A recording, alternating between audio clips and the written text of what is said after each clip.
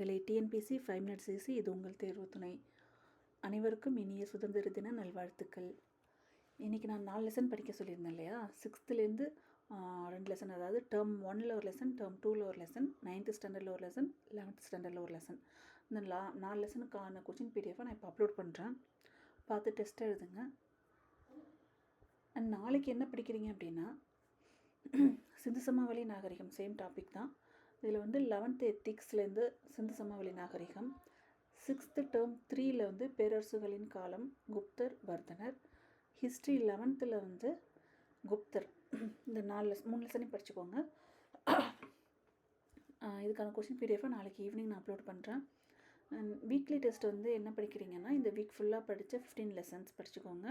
அதுக்கப்புறம் அளவியல் previous year question paper யூடியூப்பில் சர்ச் பண்ணி பாருங்கள், நிறைய சேனல்ஸில் எக்ஸ்பிளைன் பண்ணியிருப்பாங்க. அண்ட் கரண்ட் அஃபேர் ஏப்ரலோடதை படிச்சுக்கோங்க, ஏப்ரல் 2025.